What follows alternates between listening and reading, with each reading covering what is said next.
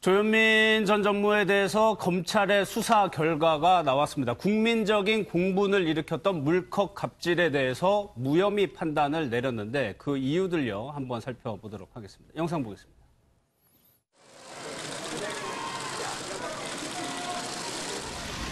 물컵 던진 거랑 음료 뿌린 거에 대해서 인정하십니까? 심려를 끼쳐드려 진심으로 죄송합니다. 당시에 혐의 부인하시고 밀쳤다고 말씀을 하셨는데 그렇다면 그 행위는 갑질이 아니라고 생각을 하셨던 겁니까? 진심으로 죄송합니다. 유명인 사장 갑질 행각 보고 나오고 있는 거 보셨나요? 심려를 끼쳐드려 진심으로 죄송합니다. 현재 총수 일과 사퇴론까지 제기가 되고 있는 상황인데 이 부분에 대해서는 어떻게 생각하십니까? 심려를 끼쳐드려 진심으로 죄송합니다. 대한항공지가 이제 첫 번째 때까지 준비하고 있는데 어떻게 생각하세요? 진심으로 죄송합니다. 마지막으로 하실 말씀 있으시면 부탁드리겠습니다. 다시 한번 심려를 끼쳐드려 진심으로 죄송합니다.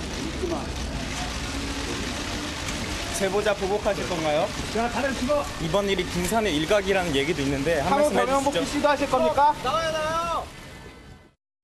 한진 일가에 대해서 여러 가지 의혹이 제기가 됐었죠. 그런데 최다빈 변호사님, 네. 조현민 전 전무에 대해서는 아예 검찰이 기소를 못한 겁니다. 기소를. 맞습니다. 이 조현민 전 전무의 이 사건에 대해서 잠깐 간략하게 우리가 예. 되짚어보면 지난 3월 16일에 처음으로 조현민 전무가 자신이 있는 이 광고 업체의 직원에게 대답을 제대로 못하니까 물을 뿌리고 네. 물을 뿌렸다 아니면 물컵을 집어 던졌다 물컵을 집어 던지고 그리고 매실 음료를 뿌렸다라는 네. 얘기가 나왔어요. 그러면서 그때부터 고성이 나왔던 녹취 파일이 나오면서 그때 이제 특수폭행 이제 물컵을 직접적으로 사람에게 던졌다 특수폭행 그리고 그 광고 업체들의 업무를 방해했다 해서 업무 방해죄. 예. 그리고 만약에 이것이 물컵을 던지지 않았더라도 음료수가 그 사람에게 튀었다라고 한다면 폭행죄 이렇게 세 가지로 현재 기소가 됐어요.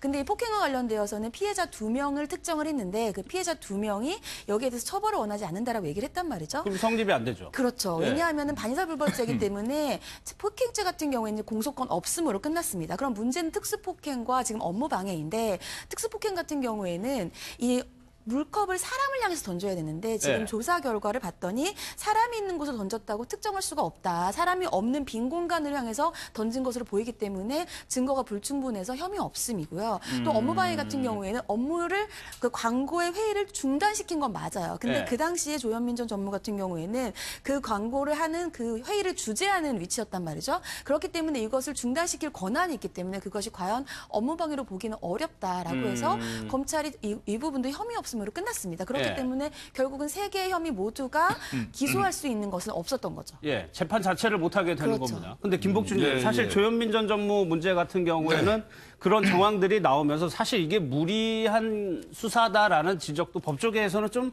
회의적으로 본 게 사실이었어요. 무리한 수사는 아니었고요. 예. 무리한 구속영장. 무리한 청구. 구속영장. 경찰에서 수사를 하는 과정에서 이제 이 조현민 전무의 이제 구속영장을 신청이죠. 경찰에서는 예. 검찰에 신청하는 것 자체가 지나치게 어떤 그 대중의 비난에 일희일비하면서 예. 법리보다는 어떤 국민 법감정에 부응하는 어떤 무리한 구속영장 신청이 아니냐. 그러니까 수사는 할 만한 사안이었다. 당연히 이거 수사는 해야죠.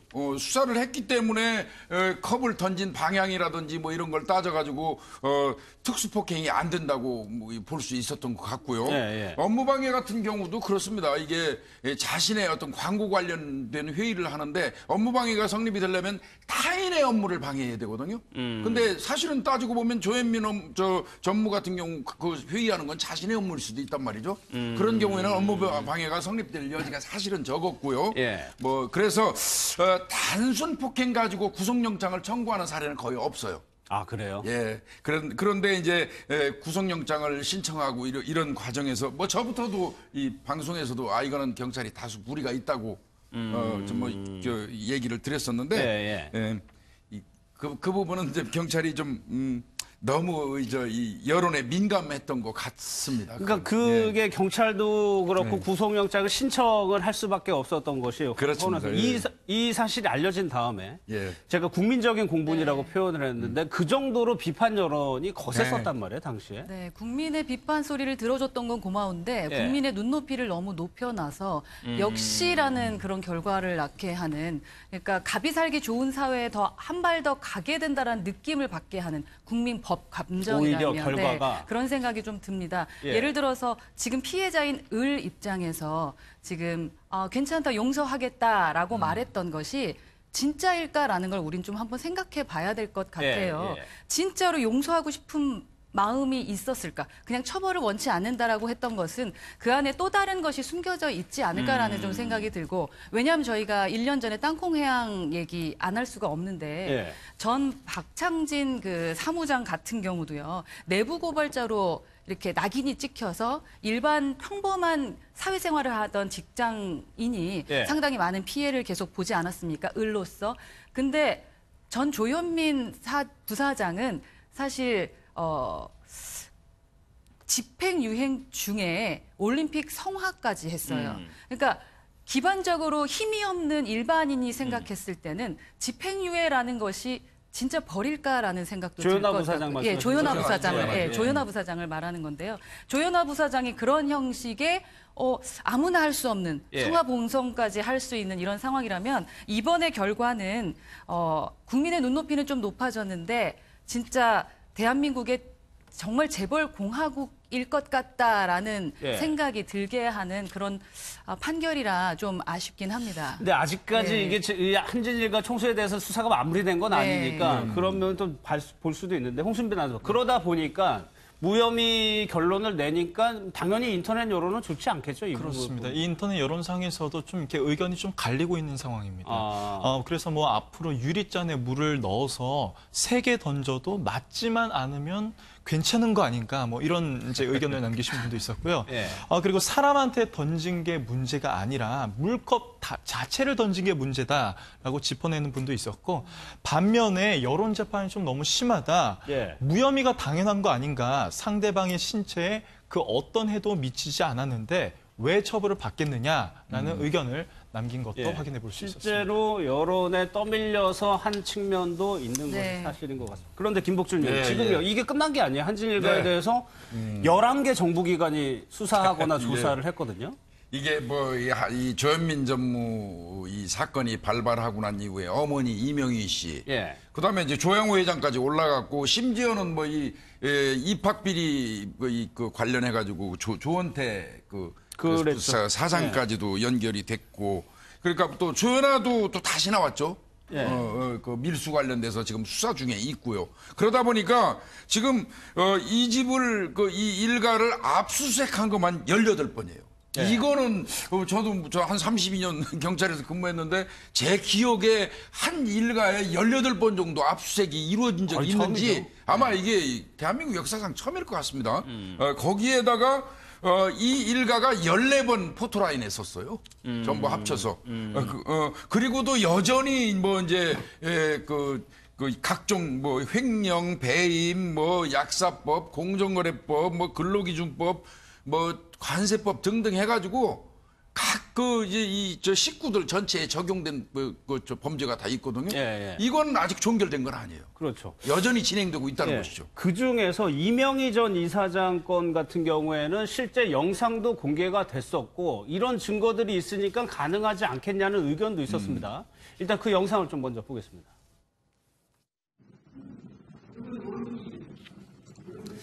이명희 전 이사장이 공사 현장에서 있었던 영상인데 그러면 최단비 변호사, 이명희 이사장 같은 경우에는 처벌 가능성이 어떻습니까? 저 이명희 사장 같은 경우에는 저 영상은 직원 폭행 혐의입니다. 예. 직원 폭행 혐의이고 저 직원 폭행 혐의 이외에 외국인 가정부를 이제 불법 고용한 혐의를 받고 있는데 지금 가지고 있는 증거 같은 경우에는 폭행 혐의예요. 근데 폭행 혐의는 오늘 이제 우리가 앞서서 얘기했던 그 조현민 전 전무의 예를 들면 폭행건과 거의 유사하다고 볼 수 있습니다. 예를 들면 저것이 특수폭행 그렇죠. 피해자가 처벌을 원치 않으면 끝나는 거죠. 그렇죠. 특수폭행이 아니라고 한다면 피해자가 네. 처벌을 원치 않으면은 저 경우에도 처벌을 하기가 어려운 부분이 있는 거죠. 근데 예를 들면은 같은 저 피해자들 같은 경우에도 공사 현장과 관련되어서 업무와 관련되어 있잖아요. 그렇다고 한다면 과연 이명희 이사장 같은 경우에도 처벌을 원한다고 할 수가 있을지 그 예. 부분이 초점이 맞춰질 것 같고 외국인 가정부 불법 고용과 관련되어서는 지금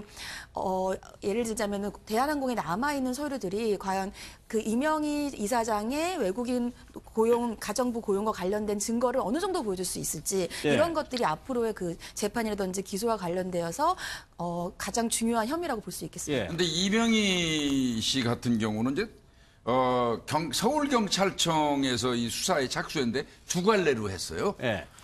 서울경찰청 광역수사대에서는 2011년부터 2018년까지 그 이명희 씨가 자신의 운전기사 등 11명 정도를 24회에 걸쳐서 폭행한 혐의.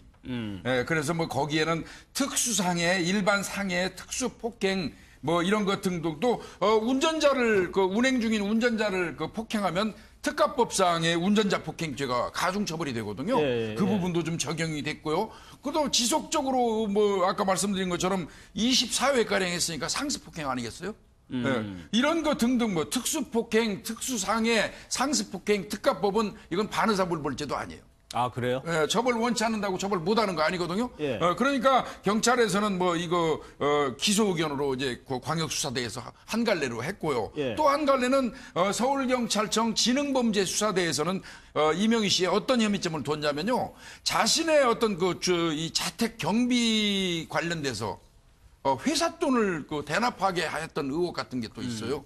그런 부분으로 특가법상의 배임 횡령으로 또 기소 의견 송치를 했단 말이죠. 네. 그러니까 뭐 신병을 구속해가지고 송치한 건 아니고 네. 혐의는 인정된다고 봐서 그냥 불구속 기소 의견으로 송치를 해서 결국은 재판을 받아야 할 입장이에요. 예. 그러니까는 조현민 전 전무하고는 좀 상황이 다르다는 조금 말씀. 다릅니다. 이거는. 예. 그럼 최 변호사님, 조양호 회장 같은 경우는 어떻게? 조양호 회장은 지금 굉장히 많은 혐의들을 갖고 있어요. 먼저 첫 번째로 지금 이제 기소가 돼서 재판을 받게 된 것이 약사법 위반, 그러니까 본인의 직원을 대리해서 약국을 운영했다는 거죠. 예. 그런 약사법 위반이고요. 두 번째로는 횡령인데 횡령의 액수가 굉장히 많습니다. 횡령과 배임이 거의 270억 원 정도인데 이 횡령과 배임은 여러 혐의들이 있어요. 근데 그중에서 뭐 예를 들면 가장 많이 알려진 게 소위 통행세를 편취했다라고 해서 회사를 예를 들면 기내 면세품들을 들여올 때 중간에 다른 본인의 다른 예를 들면 자회사 같은 회사를 중간에 끼는 거예요. 네, 그래서 낄 필요가 없는 회사를 끼면서 그 회사에게 일정 부분 돈을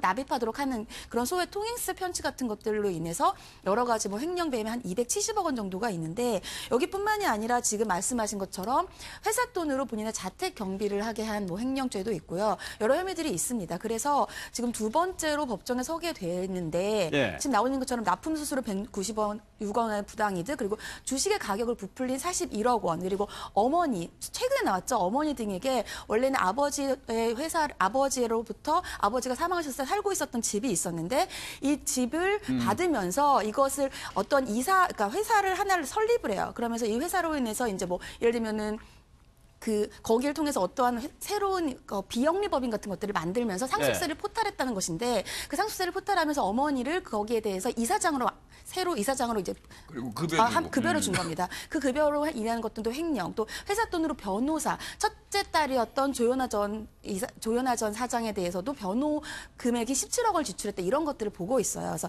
이런 것들이 총 274억 원인데 이제 문제는 저런 횡령 같은 경우는 금액이 얼마나 재판에서 인정되는지에 따라서 그렇죠. 그 양형이 달라집니다. 그래서 저 금액 중에서 어느 정도의 금액이 인정될지가 이 조양호 회장의 향후의 재판에서의 가장 큰 쟁점이라고 볼 수 있겠습니다. 알겠습니다. 별건 수사라는 비판도 있을 수 있겠지만 아직까지요 계속 꼬리에 무는 혐의 의혹들이 나오고 있기 때문에 이 부분에 대한 수사 결과도 한번 좀 지켜봐야 될 것 같습니다.